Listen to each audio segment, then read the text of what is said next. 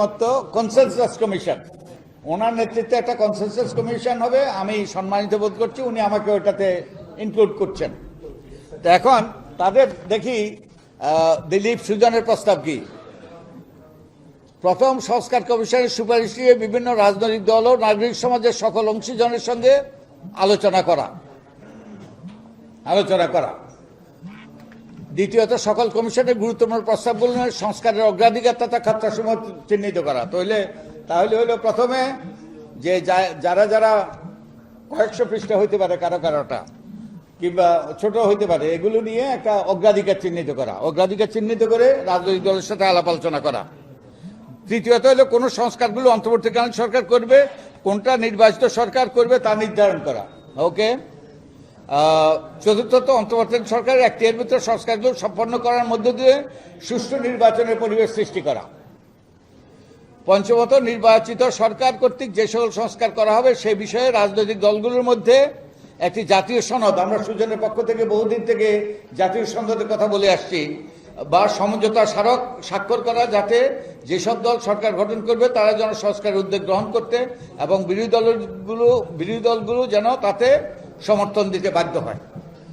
তা আমার তো মনে হয় যে কার্যগুলো তারা চিহ্নিত করেছে, আমার মতো মনে হয় যে এটা নিয়ে যে কাজ শুরু হতে পারে। আপনারা কি মনে করেন যে সংস্কারের যে সকল প্রস্তাবগুলো হবে এগুলো একত্রিত করে অগ্রাধিকার চিহ্নিত করে তারপরে এটা নিয়ে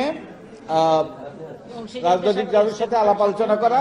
তবে একটা জিনিস বোধহয় বাদ গিয়েছে, যে আমার মনে হয় যে এই সংস্কারের দাবিটা, আচ্ছা কারা কারা সংস্কারের দাবি করেন, কারা কারা মনে করেন সংস্কার হওয়া দরকার, দেখি হাত তুলুন দেখি, কারা কারা মনে করেন সংস্কার হওয়া দরকার?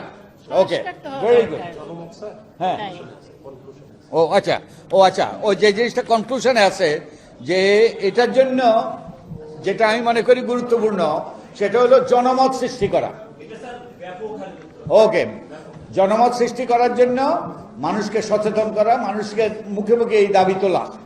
কারণ আমরা ভুলে গিয়েছি, আমরা ভুলে গিয়েছি কে জন্য এই আত্মত্যাগের আমি যেটা দেখি মোটা দাগে দুটো, এই এতগুলো প্রাণহানি এবং এতগুলো ব্যক্তি আহত হওয়া, তার পেছনে আমার দৃষ্টিতে দুটো কারণ ছিল। একটা হলো যে যারা এসব অপরাধ করেছে তাদের দৃষ্টান্তমূলক শাস্তি দেওয়া, যে যারা মানবতা বিরোধী অপরাধ করেছে, যারা যে অর্থনৈতিক অপরাধ করেছে, অর্থনৈতিক বিষয়ে অপরাধ করেছে, এবং যারা অন্যান্য ফৌজদারি অপরাধ করেছে, তাদের সকলের বিচারের আওতায় আনা, তাদেরকে ন্যায় বিচারের মাধ্যমে সর্বোচ্চ শাস্তি প্রদান করা। আমি যেটা শুনেছি, ওকে, উই ওয়ান্ট জাস্টিস। এবং আরেকটা দাবি ছিল যে আমি যেটা শুনেছি যে আবার যেন স্বৈরাচার আবার ফিরে না আসে, নেভার এভার এগেইন। আর কোনোদিন নয় যে স্বৈরাচার এবং এই যে কর্তৃত্ববাদী প্রথা, কর্তৃত্ববাদী ব্যবস্থা, ফ্যাসিবাদ যেটাই বলতে চাই, আর যেন ফিরে না আসে। তো তার জন্যই কিন্তু কি দরকার? তার জন্যই সংস্কার দরকার। তো আমরা হয়তো কেউ কেউ ভুলে গিয়েছি, এবং কেউ কেউ বলার চেষ্টা করছে যে সংস্কার হয়তো পরে হলেও হবে। হ্যাঁ, পরে কিছু কিছু সংস্কার করতে হবে, কিন্তু আমাদের ভুলে গেলে চলবে না। একটা অন্যতম দাবি ছিল যে উই ওয়ান্ট জাস্টিসে নয়, যে গভীর সংস্কার, যাতে যেই পুরনো কর্তৃত্ববাদী ফ্যাসিবাদী সরকারের আবার পুনরাবর্তন না ঘটে। তাই এই সংস্কারের পক্ষে ব্যাপক জনমত সৃষ্টি করতে হবে। এবং আমাদের গণমাধ্যম is doing great job, I must say. আমাদের গণমাধ্যম একটু মাঝে মাঝে হেডলাইন হয়ে যায়, একটু বেসামাল হেডলাইন হয়ে যায়। ওকে, ওটা অনাকাঙ্ক্ষিত এবং কিছু, ওকে, ঠিক আছে। এবং আমাদের দায়িত্বশীল হতে হবে, আমাদের সকলকে দায়িত্বশীল হতে হবে, বুঝে শুনে করতে হবে। ওকে, দায়িত্বশীল হতে হবে। তো আমাদের এই জনসচেতনতা সৃষ্টি করতে হবে একদিকে, এই যে গণমাধ্যমে জনসচেতনতা সৃষ্টি করছে, এবং আমরা সারা দেশে এই জনসচেতনতা সৃষ্টি করতে হবে। তো আমাদের এই যে এই সব বাহিনী এখন মানুষের মধ্যে এই এই সংস্কারের দাবিতে তাদেরকে মানুষকে সোচ্চার করতে হবে এবং সংস্কার এই যে সংস্কার ধারণাগুলো আরো সুস্পষ্ট করতে হবে। এই যে আমরা যে আলোচনা করলাম নারীর প্রতিনিধিত্ব কিভাবে হবে, এটা মানুষের কাছে পরিষ্কার করতে হবে। নিজেরা প্রথম পরিষ্কার হতে হবে, তারপরে অন্যের কাছে পরিষ্কার করতে হবে। আর আরেকটা দাবি ছিল বৈষম্যের অবসান। আমাদের বৈষম্য দিন দিন আকাশচুম্বী হচ্ছে, অর্থনৈতিক বৈষম্য তো বেসামাল পর্যায়ে পৌঁছেছে। এই বৈষম্যের অবসান, তো আমাদের যেই কথাটা আমি আবারও স্মরণ করে দিতে চাই, আমাদের বিচার হইতে হবে, ন্যায় বিচার হইতে হবে এবং যত দ্রুত করা সম্ভব এটা করা দরকার এবং একই সাথে সংস্কারগুলো করতে হবে, পাশাপাশি বৈষম্যের অবসান ঘটাতে হবে। তো আমি আশাবাদী। গতকালকে আমরা চট্টগ্রাম ছিলাম এবং চট্টগ্রামে আমরা অংশীজনের সাথে আলাপ করেছি। সমাজের বিভিন্ন স্তরের অনেক সাংবাদিক ছিলেন, অনেক সরকারি কর্মকর্তা ছিলেন, অনেক অনেক যে আইনশৃঙ্খলা বাহিনীর সদস্য ছিলেন, সর্বোচ্চ ওই যে ওখানকার পদধারীরা ছিলেন, তারপরে এবং নাগরিক সমাজের প্রতিনিধিরা ছিলেন, পর্যবেক্ষকরা ছিলেন, নারী ছিলেন, পুরুষ ছিলেন, সমাজের সকল স্তরে। যেটা তাদের কাছ থেকে শুনে আমি আশ্বস্ত হয়েছি। অনেক কর্মকর্তা বলেছেন যে তারা ব্যবহৃত হয়েছে, তারা কতগুলো কাজ করতে বাধ্য হয়েছে, কিন্তু তারা সুস্পষ্টভাবে বলেছেন আমাকে যে তারা আর ব্যবহৃত হতে চান না। তারা তাদের বিবেক বুদ্ধি খরচ করে তারা সুষ্ঠু নির্বাচনের পথে তারা সঠিক সিদ্ধান্ত নিতে চান। তো এই সরকারি কর্মকর্তাদের কাছ থেকে, আইনশৃঙ্খলা রক্ষাকারী বাহিনীর কাছ থেকে সেই রকম আমি তাদের মতামত শুনেছি। এবং একই সাথে যেখানেই যায় মানুষ থামিয়ে দুটো কথা শুনাতে চায় যে এই পরিবর্তন আনতে হবে, এই সংস্কারগুলো করা দরকার। তারপরে এই যে দ্বিকক্ষ বিশিষ্ট সরকার, তারপরে টার্ম লিমিট, তারপরে এইরকম অনেক ওই যে এই যে কথাগুলো আমি আপনাদের মতামত নিলাম, যেমন কোনটা আগে, সংসদ নির্বাচন আগে নাকি স্থানীয় নির্বাচন আগে, এই রকম।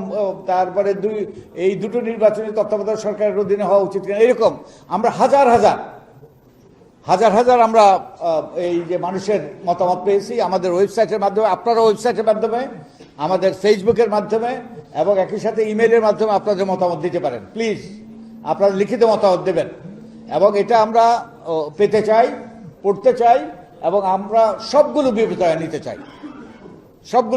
নিতে চাই। তো আমি মনে করি আমাদের এই যে এই পেপারে যেগুলো চিহ্নিত হয়েছে এগুলো গুরুত্বপূর্ণ, আমাদের করণীয়। এবং আমি মনে করি সবচেয়ে গুরুত্বপূর্ণ করণীয়, আমরা নাগরিক সমাজের প্রতিনিধি হিসাবে, আমরা নাগরিক মানে কি, একটা রাষ্ট্রে নাগরিকের চেয়ে গুরুত্বপূর্ণ পদ নেই। No office in a republic is more important than that of a citizen. নাগরিকের চেয়ে কোনো গুরুত্বপূর্ণ পদ নাই। যেই রাষ্ট্রে নাগরিকরা সোচ্চার, সক্রিয়, প্রতিবাদী, তারা সেই অতন্ত্র প্রহরীর ভূমিকা পালন করে, ওয়াচডগের ভূমিকা পালন করে, সেই দেশে কিন্তু সুশাসন প্রতিষ্ঠিত হয়, সেই দেশে কিন্তু গণতন্ত্র কায়েম হয়। তো আমাদেরকে আজকে সকলকে সোচ্চার হতে হবে আমাদের অবস্থান থেকে আমাদের। এবং আরেকটা কথা বলা হয় প্রায় যে no office, even freedom is not free. এই জন্য নাগরিকের অতন্ত্র প্রহরী ভূমিকা পালন করতে হয়। তো আমরা যদি সেই ভূমিকা পালন করি তাহলে আমরা ওই ভালো অবস্থার দিকে যাব। আমরা একটা আত্মনির্ভরশীল, আত্মমর্যাদাপূর্ণ, গণতান্ত্রিক, শান্তিপূর্ণ আমরা বাংলাদেশ সৃষ্টি করতে পারবো, যেখানে সুশাসন প্রতিষ্ঠিত হয়েছে। তো আপনাদেরকে সকলকে ধন্যবাদ।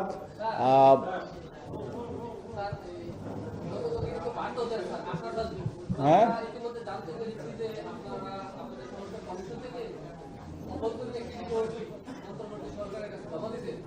হ্যাঁ,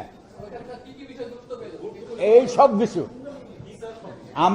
আমরা যতগুলো শুনেন ও অন্তর্বর্তী রিপোর্টে আমরা যেই সব বিষয়গুলো আমরা পেয়েছি, এই যে লন্ড্রি লিস্ট বলে, যেসব এখানে আছে, আরো অনেকগুলো আমরা এখানে আলোচনা করেছি, উনি আলোচনা করেছেন, তোফায়েল সাহেব আলোচনা করেছে, এই সবগুলোর ওই যে লন্ড্রি লিস্ট বলে তালিকা আমরা দিয়েছি, এবং এগুলো আমরা বিবেচনা করছি আমাদের বিবেক বুদ্ধি যতটুকু আছে, এবং আপনাদের মতামতের ভিত্তিতে আমরা এগুলো বিবেচনা করে আমরা আমাদের সুপারিশ পেশ করব। হ্যাঁ, ওই যে একটা তো বোধহয় প্রশ্ন আউট, সেটা হলো নো ইভিএম, বরং ইভিএম যারা করেছে তাদের তদন্ত হওয়া উচিত। শুধু তাই নয়, আপনাদের কাছে আমার আরেকটা প্রশ্ন, ধরেন এই নির্বাচনী অপরাধ যারা এখানে ওই যে নির্বাচনী বিষয়ে কভার করে তারা জানে যে আরপিওতে 73 ধারা থেকে 90 ধারা পর্যন্ত নির্বাচনী অপরাধ। তো কোনো অপরাধের শাস্তি হয়েছে? আমার তো জানা নাই। আমরা অপরাধী দ্বারা পরিবেষ্টিত আছি, কারণ এই নির্বাচনী দায়িত্ব যারাই পালন করেছে এই গত কয়েকটা নির্বাচনে, তারা কিন্তু 2 থেকে 7 বছরের কারাদণ্ড অর্থদণ্ড পাওয়ার কথা, কিন্তু কারো উল্লেখযোগ্য শাস্তি হয়েছে বলে আমার জানা নেই। আর সবচেয়ে বড় কথা, যে যারা সাংবিধানিকভাবে দায়িত্বপ্রাপ্ত, যে গণতান্ত্রিক ব্যবস্থাতে কায়েম করার জন্য আমাদের সুষ্ঠু নির্বাচন নিশ্চিত করা, একই সাথে শপথ গ্রহণ করেছেন, তাদের কি শাস্তি হওয়া দরকার? হ্যাঁ, তাদের কথা বলছি আমরা। হ্যাঁ, ওকে, নির্বাচন কমিশন তারা যে অন্যায়গুলো করেছে এগুলো তদন্ত হওয়া দরকার, এবং তাদেরকেও শাস্তিটা নেওয়া দরকার, যাতে, কারণ শাস্তি করে অন্যায় করে কেউ যদি পার পেয়ে যায় তাহলে অন্যায় আরো উৎসাহিত হয়। তো আমাদের এই সকল আরেকটা হুমায়ুন, আরেকটা বিষয় বোধহয় সুস্পষ্ট, যে এটা এই যে না ভোটের বিধান বোধহয় এই যে এই ব্যাপারে কারোই বোধহয় দ্বিমত নেই। হ্যাঁ হ্যাঁ, কি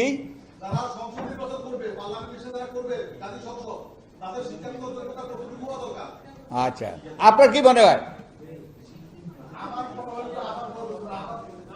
আচ্ছা শুনেন, আপনার কি মনে হয়? আপনার প্রস্তাব কি শুনি? আপনার প্রস্তাব কি?